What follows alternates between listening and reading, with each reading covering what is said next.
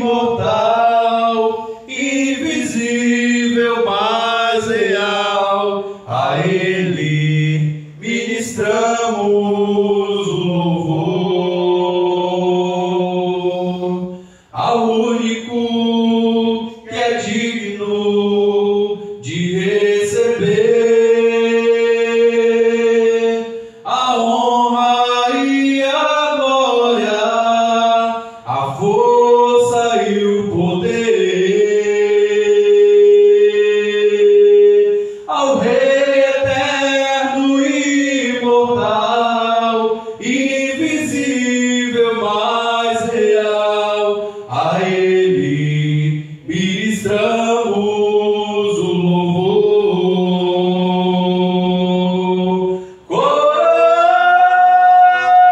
Coramos a Ti, ó Rei Jesus, coramos a Ti, ó Rei Jesus, adoramos o Teu nome, nos rendemos aos Teus pés, consagramos todo o nosso ser a Ti, ao único que é digno de receber a honra e a glória, a força e o poder,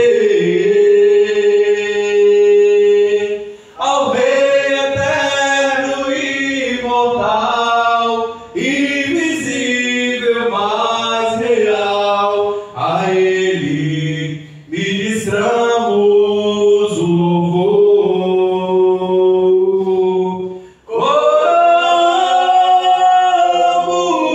Coramos a Ti, ó Rei Jesus, coramos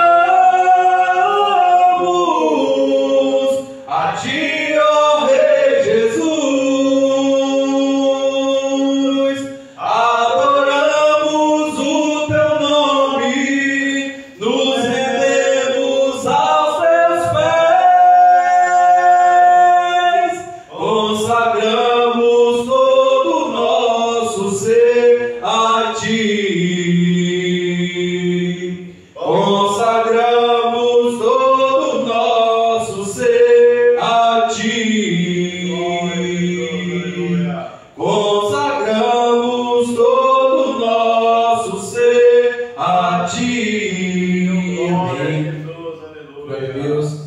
Que os nossos seres sejam cada dia mais consagrados ao nosso Senhor e Salvador Jesus Cristo. Amém. Amém. Louvor de número 642, Jesus em Tua presença. Jesus em Tua presença, reunimos-nos aqui, contemplamos Tua face e rendemos-nos a Ti, pois um dia a Tua morte trouxe vida a todos nós e nos deu completo acesso ao coração do Pai. E o véu que separava já não separa mais.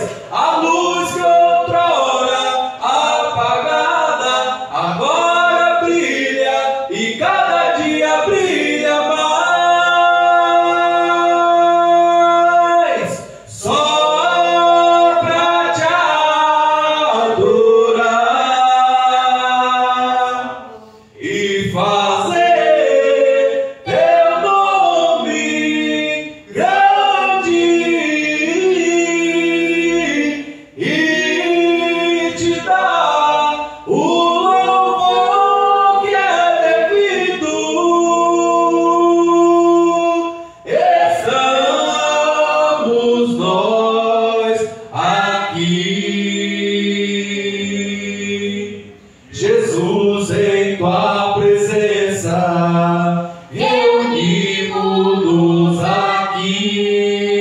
contemplamos tua face e rendemos-nos a ti, pois um dia tua morte trouxe vida a todos nós e nos deu completo acesso ao coração do Pai. E o véu que separava já não separa mais. A luz que outrora apagada agora brilha e cada dia brilha mais. Só pra te adorar e fazer seu nome grande e te dar o louvor que é devido. Estamos nós aqui. Estamos nós aqui. Estamos nós aqui. Aleluia. Glória a Deus. Estamos aqui nesse propósito de adorar ao Senhor, de agradecer o nome dele, de render louvores ao Senhor nosso Deus. Amém? Amém, glória a Deus. Vamos louvar outro hino? Amém, meu filho. Obrigado, Deus abençoe. A igreja tem preferência de algum desses louvores? Da adoração, da harpa também?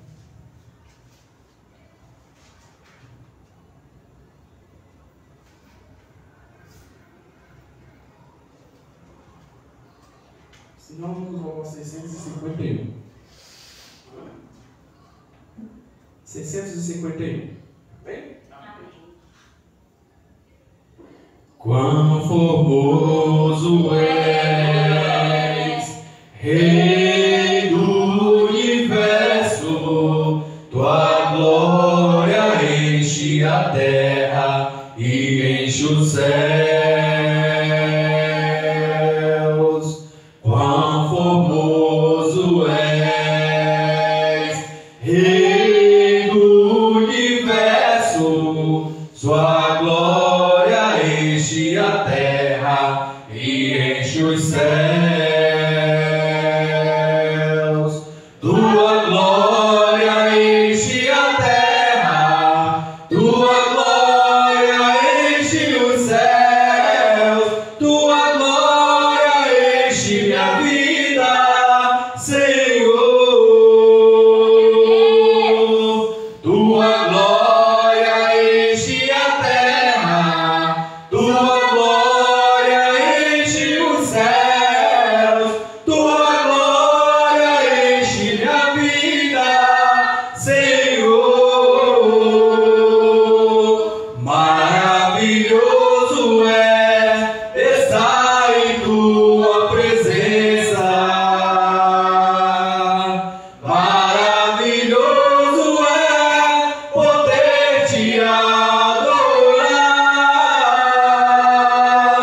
Maravilhoso é tocar em suas vestes. Maravilhoso é te contemplar, Senhor. Quão formoso és, Rei do universo, tua glória enche a terra e enche os céus. Tua glória enche a terra, tua glória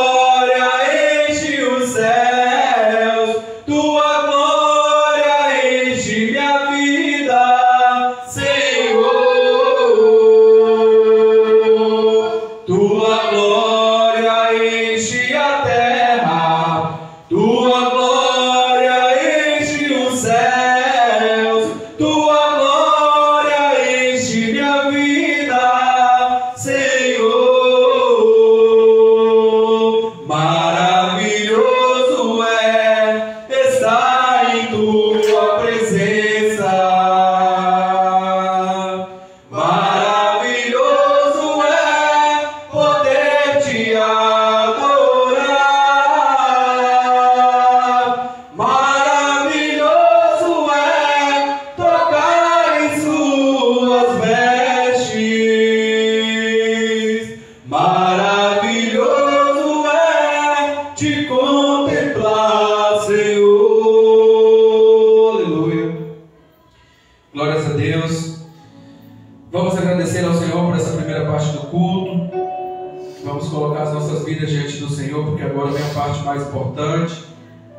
Não que o louvor não seja importante, adorar o nosso Deus, louvar o nosso Deus, render glória a Ele, honra a Ele, louvores a Ele é muito bom. Inclusive é uma parte que eu tenho muito prazer no culto, mas temos a consciência de que a palavra do Senhor é o que nos mantém de pé, a palavra do Senhor é o nosso alimento, a palavra do Senhor ela nos sustenta. Eu acredito que os louvores, de alguma forma, também traz a palavra do Senhor, né? Porque são palavras cantadas. Mas a palavra do Senhor no sermão também é um momento onde a gente presta atenção, porque ela não tem outro propósito a não ser a edificação das nossas vidas, né? O louvor ainda traz algum outro propósito de nos alegrar, traz algum outro propósito de nos trazer calmaria, tem outros propósitos ali no louvor que o Senhor usa através da música. Mas a palavra do Senhor ele tem um único propósito de nos edificar, de fazermos cada vez mais firmes, cada vez mais fortes com esse alimento que o Senhor traz a cada dia para as nossas vidas através dos seus servos, o pastor, o professor, para as nossas vidas. Amém? Amém. Vamos agradecer ao Senhor. Estamos em pouco número, mas ainda assim não deixa de ser importante. A importância permanece igual. O mesmo Senhor que estaria aqui na igreja se estivesse 1000 pessoas, é o mesmo Senhor que está na igreja se estivesse apenas uma pessoa. Não estamos em um, estamos em mais de um, e o Senhor se faz presente, é isso que importa. Amém? Vamos adorar o nosso Deus, colocar também as pessoas que Deus tem tocado nos corações para estar mantendo essas portas abertas, para que o Senhor venha nos abençoar, nos livrar do mal, porque nós sabemos que o diabo ele se levanta, ele é enfurecido, ele não quer, em hipótese alguma, que essa igreja permaneça de portas abertas, ele não quer que as igrejas, na verdade, permaneçam de portas abertas, aquelas que adoram o Senhor em espírito e em verdade, que não servem a um Deus morto, a um Deus de pau, a um Deus de pedra, que serve ao verdadeiro Deus. O inimigo fica furioso e tenta a todo tempo manter as portas fechadas, mas nós estaremos em oração, porque o Senhor que abriu essas portas é Ele que garante. Amém?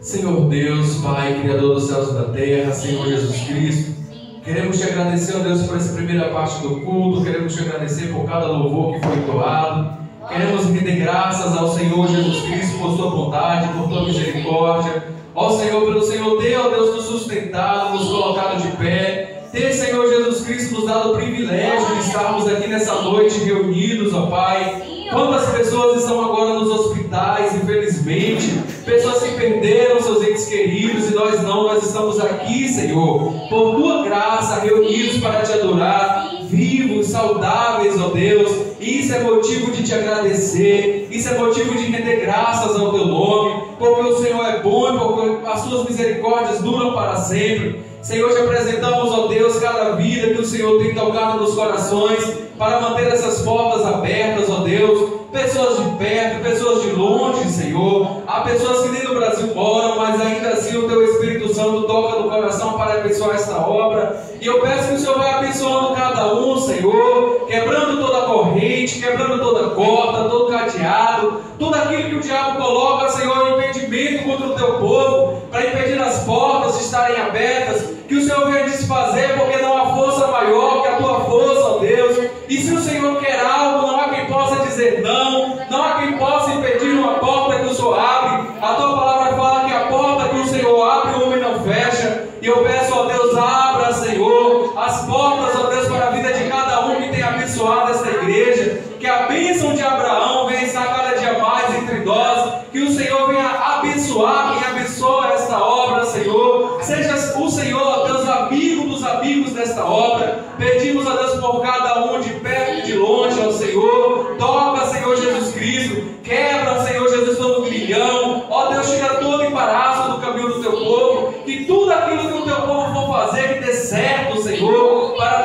glória, para o teu louvor, para a tua honra. Ó Deus, para que essas portas permaneçam abertas ao Senhor. Peço, ó Deus, pela vida do teu servo que vai trazer a palavra, que as nossas vidas venham sair daqui edificadas em Ti, ó Deus, em nome do seu Filho amado e Salvador Jesus Cristo. Amém. Agradeço a oportunidade em nome de Jesus.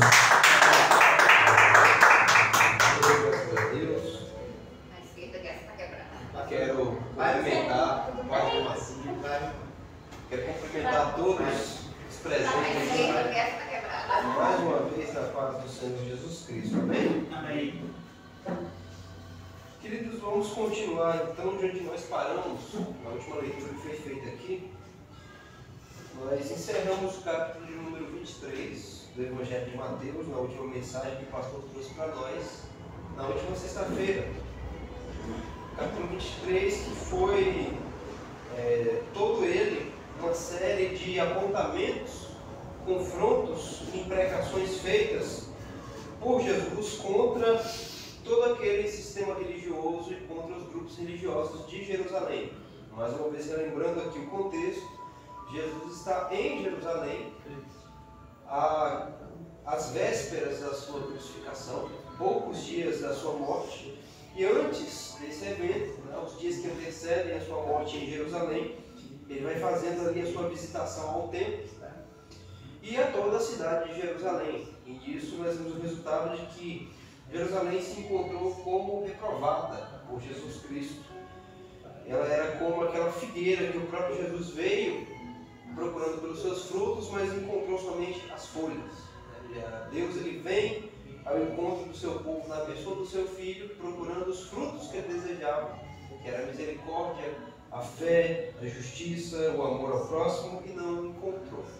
Por isso nós vimos o capítulo 23 terminando com uma coisa que Jesus diz que está ligada com o que nós vamos agora tratar no capítulo 24, que iniciaremos hoje.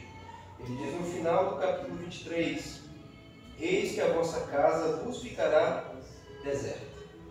Hoje faremos a leitura do capítulo 24, do versículo 1 até o versículo de número 8. Mateus capítulo 24, versículos 1 a 8. Vamos acompanhar todos juntos a leitura nesse momento.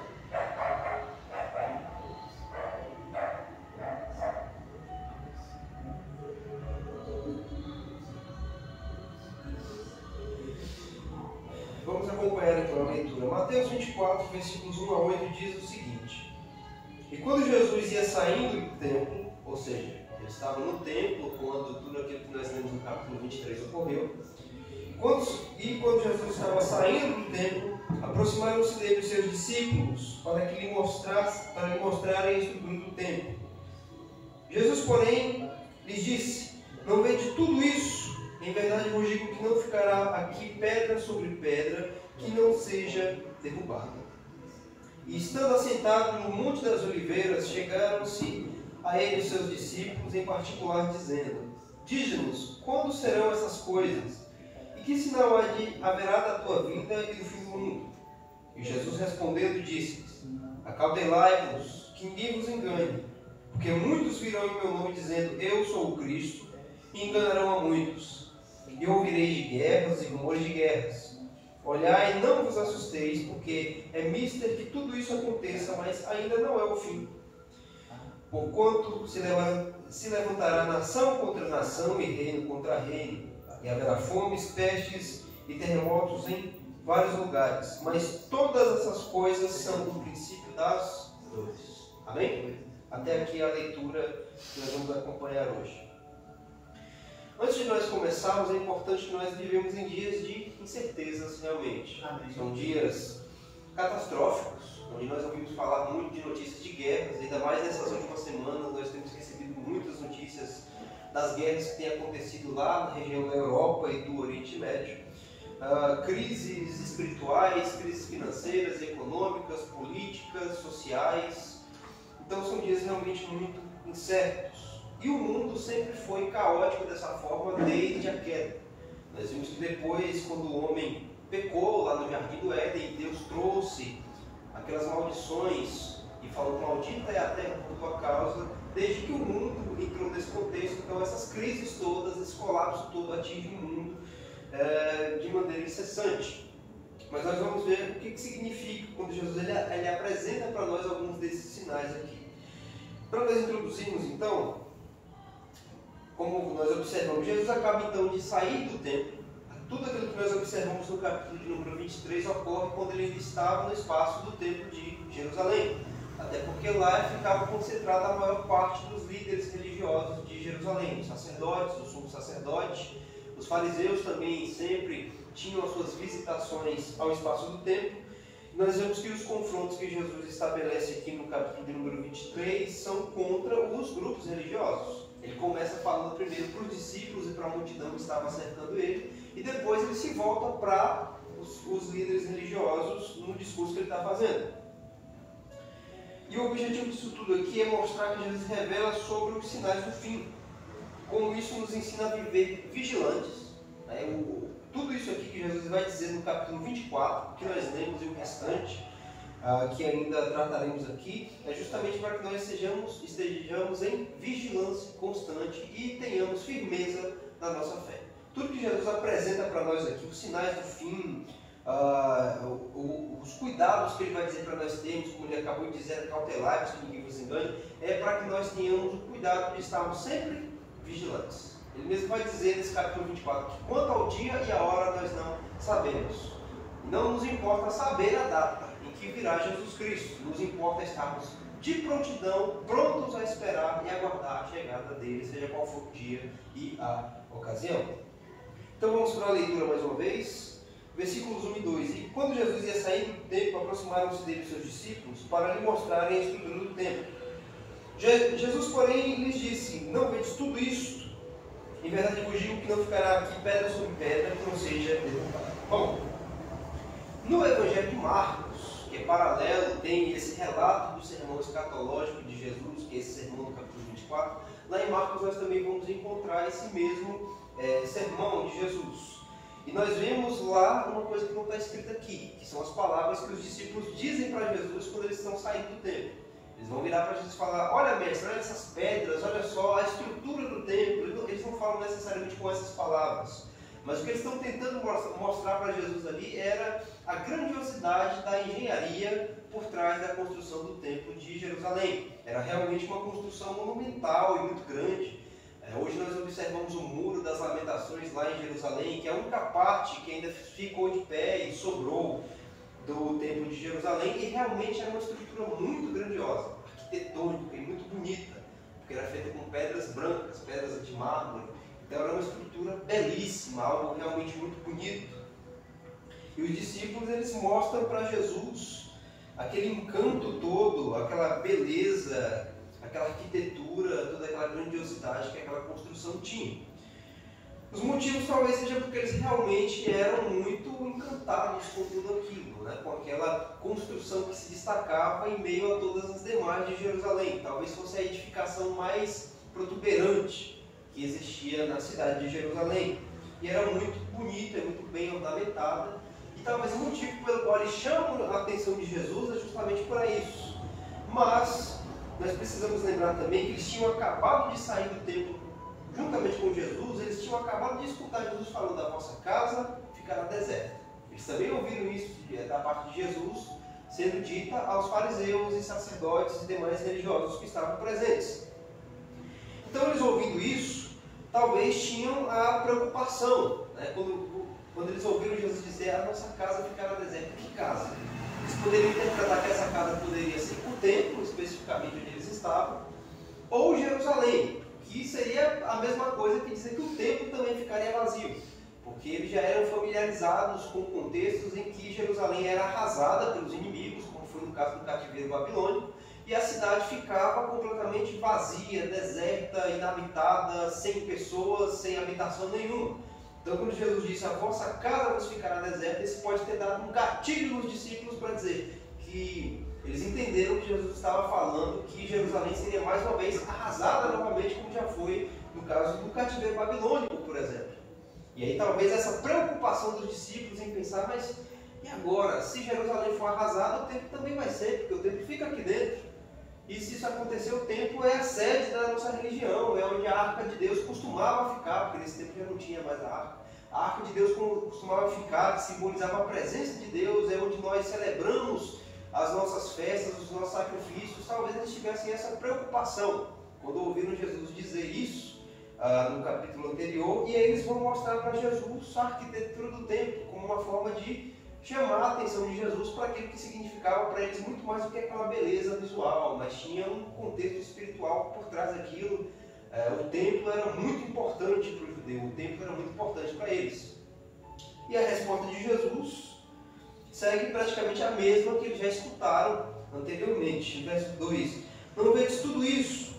Ele vai dizer: vocês não estão vendo toda essa grandeza, essa beleza, tudo que vocês estão contemplando, esse trabalho muito bem feito, esses ornamentos? Vocês estão vendo tudo isso? Em verdade vos digo que não ficará aqui pedra sobre pedra que não seja derrubada. Jesus afirma então, com todas as palavras para os discípulos: se a preocupação de vocês é com o templo de Jerusalém, eu reafirmo para vocês agora com todas as palavras: esse templo não ficará de pé.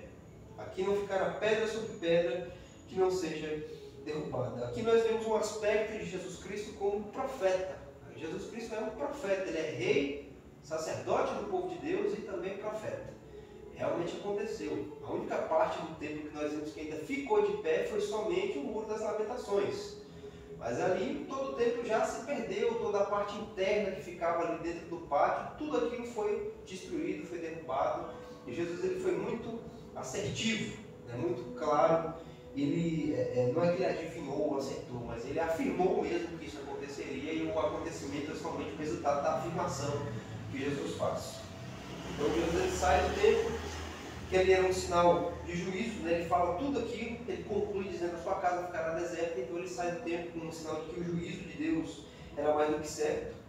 Ele não somente previu a destruição física do templo, que se cumpriu no ano 70, mas também indicava o fim de um sistema religioso vazio, o fim de Jerusalém e a queda do templo, como Jesus está dizendo aqui para os seus discípulos, que nós acabamos de ver. Não era somente a queda de um espaço, não era somente a queda de uma cidade, era a queda de todo aquele sistema religioso baseado em engano e hipocrisia que o próprio Jesus combateu durante todo o tempo que ele esteve em Jerusalém. É isso que significava. Enquanto os discípulos estavam preocupados com o espaço físico do templo, Jesus aponta para eles que o fim daquilo tudo não seria somente do espaço, mas de tudo aquilo que era realizado no centro daquele espaço. E muitas vezes nós nos apegamos a estruturas religiosas ou visíveis, que não é errado. As pessoas que desejam construir espaços da igreja local para fazer daquele espaço o seu local de culto e tem aquele empenho em fazer uma coisa muito bem feita, muito bem construída, muito bem arranjada, Deus não vai nos condenar por causa disso. Mas esse apego, ele não tem sentido, uma vez que isso às vezes se torna meramente isso. As pessoas se preocupam mais com a estética, com o valor que aquilo representa diante das pessoas, com a beleza, com a grandiosidade, com o status, quando na verdade o que Jesus deseja é algo totalmente fora disso. A igreja não é composta pelas paredes que são erguidas para ela. A igreja é composta pelas pedras vivas que Pedro vai falar em uma das suas cartas lá, que constituem esse edifício santo, que são os crentes, que é cada indivíduo que faz parte da igreja de Deus.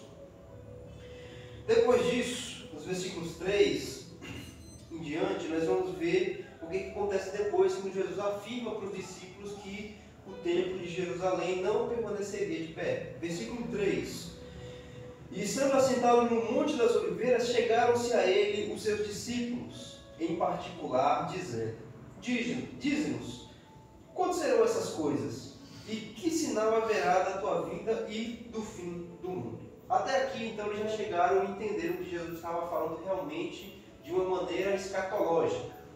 Que eles entenderam que Jesus estava falando aqui acerca de coisas futuras que levariam ao fim de Jerusalém, ao fim do templo, o que significaria também, mais uma vez, ao fim daquele sistema. E eles vão mais além. Quais são os sinais que haverão da sua vinda e do fim do mundo? Então eles queriam saber sobre a destruição do templo, o sinal da vinda de Cristo, o final dos tempos, e Jesus responde de forma profética e progressiva. Ele responde de uma forma onde cada evento vai sendo uma progressão, interligando então eventos que são imediatos, que eram para ser cumpridos naqueles tempos, como a gente vai ver que acontece no ano 70, cerca de uns 30 anos depois, 35 ou 37 anos depois desse sermão ser pregado por Jesus, e eventos futuros, né, coisas que antecederiam realmente a vinda de Cristo aí ao longo dos séculos. Versículos 4 e 5, aqui nós vimos o alerta que Jesus dá contra o engano. Verso 4: E Jesus respondendo, disse-lhes: Acautelai-vos que ninguém vos engane, porque muitos virão em meu nome, dizendo: Eu sou o Cristo, e enganarão a muitos. Aqui Jesus ele faz um alerta, a primeira ênfase de Jesus: cuidado com falsos cristos, cuidado com falsos messias.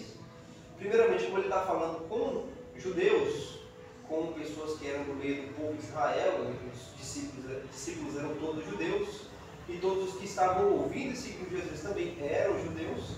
Então ele vai ter o cuidado de primeiro falar sobre o engano de pessoas que se levantariam se dizendo ser o Messias, a pessoa que o povo judeu tanto aguardava. E ele vai dizer: tenham cuidado para que ninguém engane vocês, porque muitos vão se levantar dizendo: eu sou o Messias, e vão levar muitos ao engano. A gente vai ver que ao longo da história do povo de Israel tiveram muitas pessoas que realmente, se nós estudarmos um pouco a história do povo judeu, tiveram pessoas que realmente foram se levantando ao longo da história, arrogando para si o título do Messias. E através disso organizaram eventos, rebeliões, guerras, que no final não levaram absolutamente nada, a não ser uma decadência ainda maior do povo judeu. E é por isso que Jesus já estava antecipando aqui: vocês tomem cuidado. Acautelai-vos significa isso: tenham cuidado de que ninguém engane vocês, porque muita gente vai vir dizendo que é o Cristo e vai enganar muita gente. Mais à frente a gente vai ver falar então dos falsos profetas, dos falsos mestres. Esse acautelai-vos que ele diz aqui para os discípulos não é somente para eles, chega também para todo o povo de Deus de todas as épocas seguintes a esse momento aqui. Acautelai-vos que ninguém nos engane. Por quê? Porque uma das coisas que mais leva o homem ao afastamento de Deus, do Evangelho, dos princípios estabelecidos e mandamentos de Deus na Escritura, é o engano religioso. A coisa que Jesus mais combateu ao longo do seu ministério, o que ele mais combateu ainda com mais veemência quando ele chegou em Jerusalém, foi justamente o engano religioso. Por vezes a gente vê nesse capítulo 23, anteriormente, ele vai dizendo: ai de vós, escribas e fariseus hipócritas. Eles falam no final da frase: ai de vocês, escribas e fariseus hipócritas. Ai de vocês, escribas e fariseus hipócritas.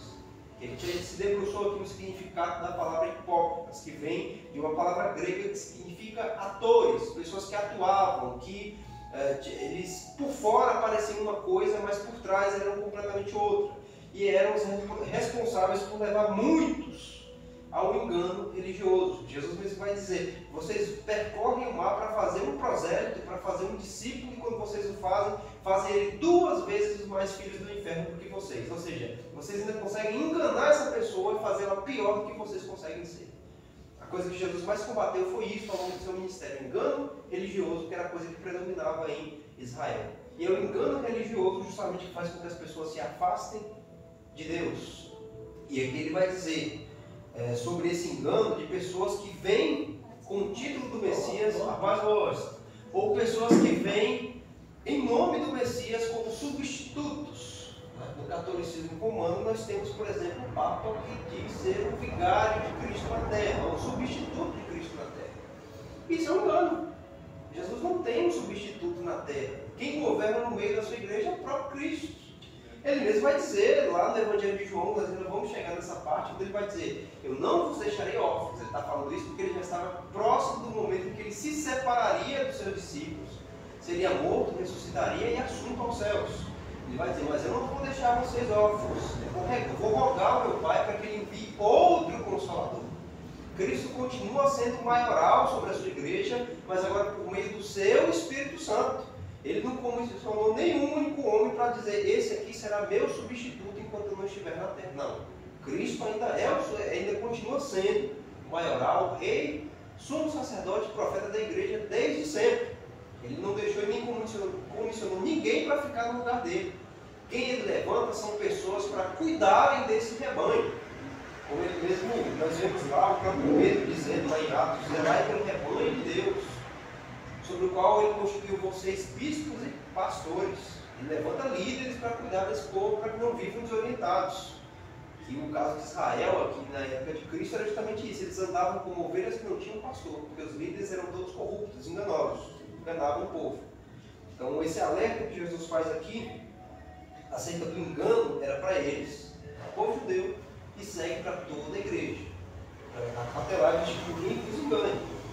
Isso ligado com o que ele já havia dito antes. A ninguém chameis de mestre, porque um só é vosso mestre, a não ser o Cristo. É em Jesus Cristo, é nesse homem aqui que nós encontramos tudo que nós necessitamos para o nosso aprendizado, para nós aprendermos quem é Deus, o que Ele deseja de nós e quem nós somos e o que devemos fazer diante dele.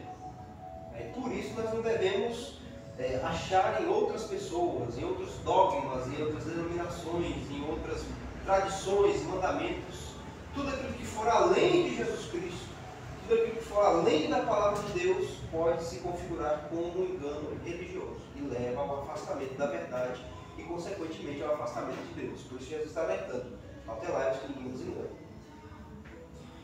E aí, continuando, versículos 6 e 7, Jesus vai nos dar aqui alguns dos sinais, ao início aqui do fim dos tempos. Versículo 6: e ouvireis de guerras e de rumores de guerras. Olhai, não vos assusteis, porque é mister que tudo isso aconteça, mas ainda não é o fim. Porquanto se levantará nação contra nação e reino contra reino, e haverá fomes, pestes e terremotos em vários lugares.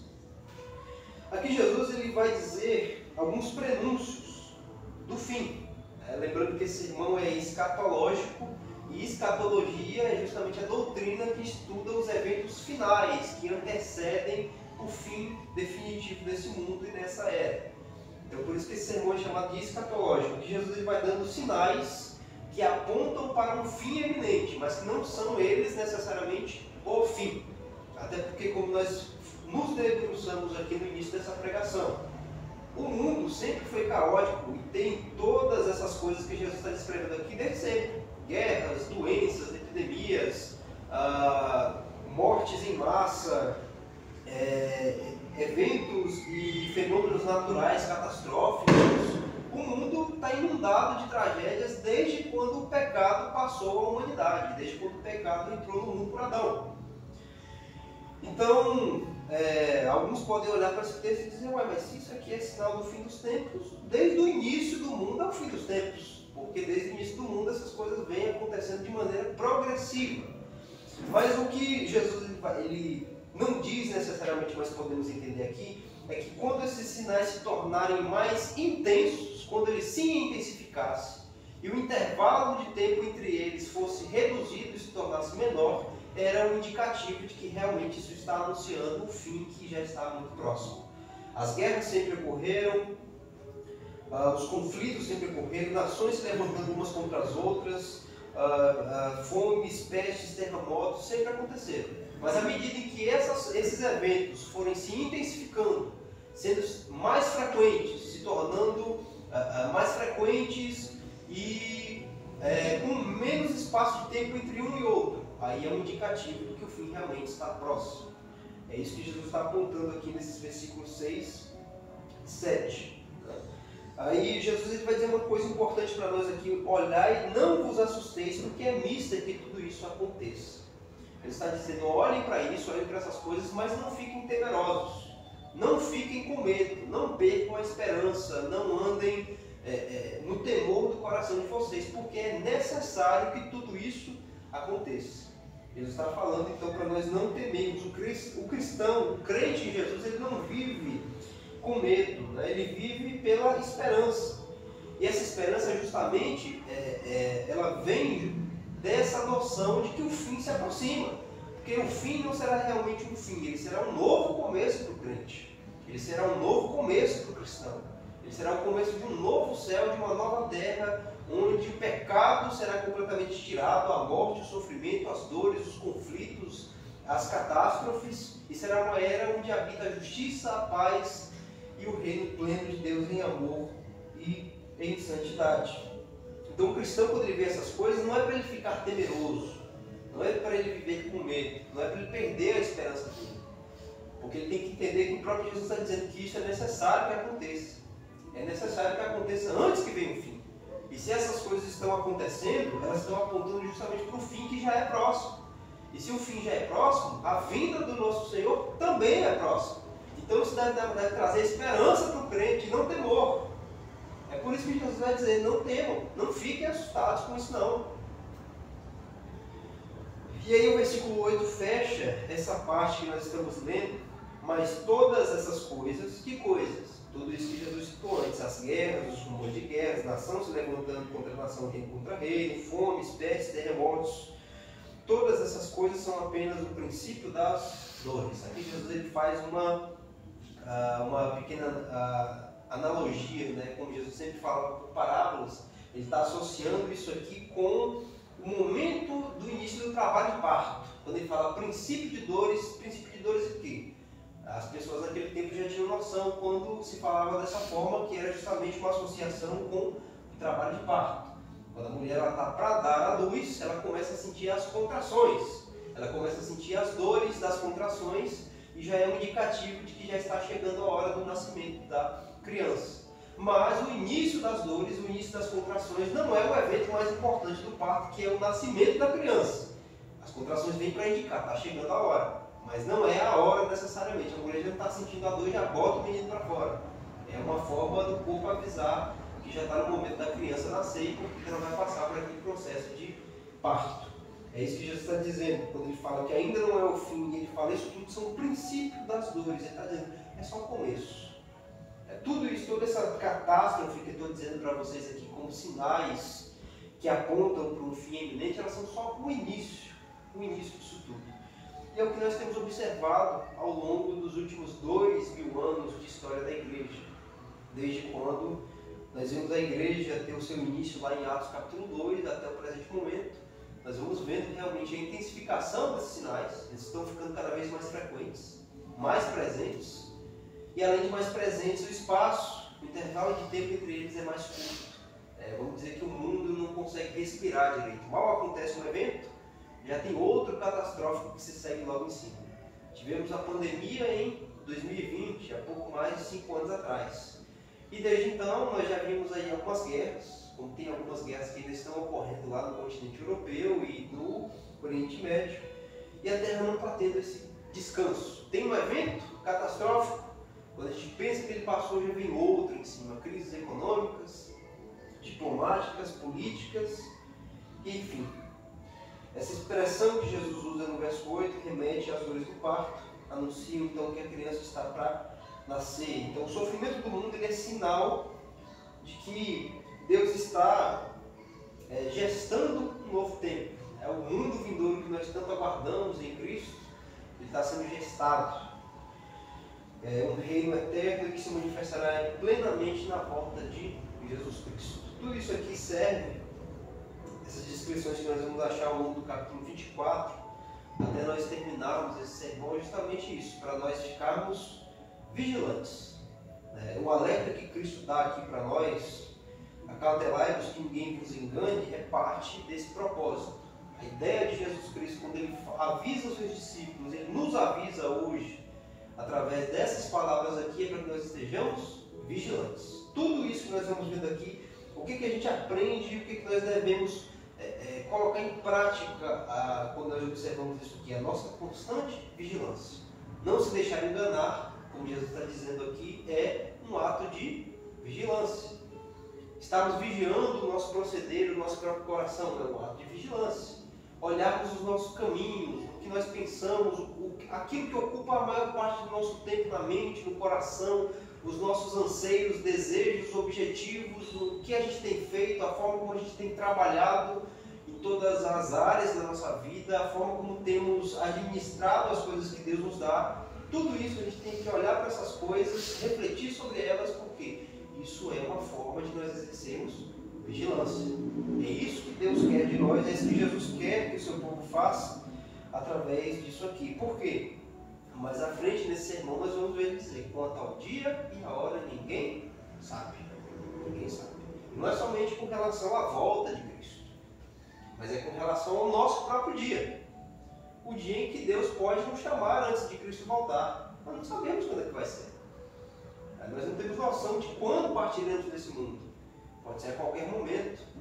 É uma realidade que às vezes é muito sombria, mas é verídica, é real. E mediante isso nós temos que andar sempre com esse princípio: acautelai-vos que ninguém vos engane. De não sermos enganados pelos falsos líderes, mestres, por aqueles que têm aparência de piedade, mas negam a eficácia dela, que aparentam ser servos de Jesus Cristo, mas quando são colocados diante da imagem perfeita do Cristo, a gente vê que eles são achados em falta. Não sermos enganados pelo nosso próprio coração, como a Bíblia nos vai dizer para nós que o coração é enganoso e corrupto. Não sermos enganados pelas nossas companhias, pelos nossos sentimentos, pelas convicções que a gente pode ter a princípio sobre o mundo. E mantermos firme a nossa fé acesa. E como é que nós podemos manter a nossa fé viva? Tendo noção disso aqui. Essa esperança que Jesus traz para nós: olhar e não vos assusteis. Porque é necessário que essas coisas aconteçam.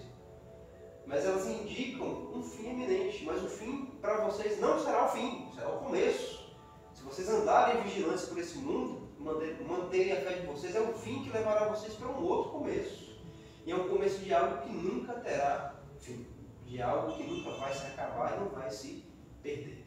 Então estas são as maiores lições que nós aprendemos com essas palavras de Cristo aqui. Que nós devemos andar vigilantes e cuidando muito bem para mantermos a nossa fé. Aquelas parábolas que Jesus conta lá, que nós vimos, a parábola das 10 virgens, por exemplo, onde tem as 5 prudentes e as 5 insensatas, as 5 imprudentes. As que eram prudentes tinham a sua reserva de azeite. Que reserva é essa? É justamente essa fé. A fé na volta do Filho de Deus, a fé da consumação desse século, a fé de que esse mundo, com toda a sua catástrofe, com todo o seu mal, vai passar e dará lugar a um mundo novo, completamente restaurado, transformado por Deus, e que todo esse sofrimento não entrará e não penetrará mais. É essa esperança, essa fé, que significa aquele azeite reservado, porque vai ter dias que as lutas vão ser tão duras e isso aqui que Jesus fala para nós, não nos assustarmos, vai ser algo tão tenebroso que a única coisa que vai manter a nossa fé viva é justamente essa esperança na volta de Jesus Cristo. A única luz que nós vamos ter em meio a todas essas trevas será justamente dessas reservas de azeite, essa esperança, essa expectativa boa, essa fé na volta de Jesus Cristo e na restauração desse mundo. Mas essa fé só pode ser verídica se ela for acompanhada dessa vigilância. É como o apóstolo Tiago vai dizer: a fé que não leva à prática das obras da fé, que não leva à prática das obras da santidade, é uma fé que é morta em si mesma, não vai servir para nada. A pessoa pode realmente crer: ah, Jesus vem, eu acredito, Jesus vem mesmo. Tá, mas como é que você está para recebê-lo quando ele chegar? Não adianta de nada acreditar que Cristo vem, porque toda essa esperança que a pessoa pode ter na volta de Cristo vai desmoronar naquele dia diante dele, se a pessoa não estiver firme nele. Queridos, nós observamos aqui com isso que muito mais importante do que aquilo que as pessoas, a maioria das pessoas se preocupam, que é com o exterior, nós devemos nos preocupar com o que é mais interno, com o que é mais profundo. Os discípulos se preocuparam com a estrutura do templo, se preocuparam com aquele espaço que significava o centro da religião judaica, que era o templo de Jerusalém. Jesus está dizendo: não, isso aqui vai acabar, vai ficar pedra sobre pedra, e esse sistema todo vai passar. Jesus mostrou claramente que aquilo não interessava de fato, que o que interessava era justamente o que ele vai apresentar depois: a fé, a esperança, o amor, que ele vai dizer aqui mais à frente: por se multiplicar a iniquidade, o amor de muitos se esfriará, mas quem perseverar até o fim será salvo. E essa perseverança nós sabemos que é justamente nesse amor que as pessoas abandonam. Uma coisa está ligada à outra. Jesus fala: alguns vão abandonar o amor, mas quem perseverar, manter-se firme dele até o final, vai ser salvo. Então essas coisas aqui realmente importam para nós. Nós tivemos um templo bonito, belo, bem estruturado, com capacidade para multidões, e tivemos realmente multidões de pessoas nos acercando. Isso é bom, e Deus não condena necessariamente.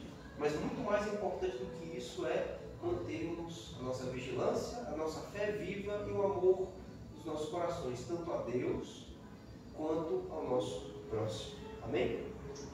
Vamos orar nessa noite, em agradecimento por essas palavras que nós temos ouvido.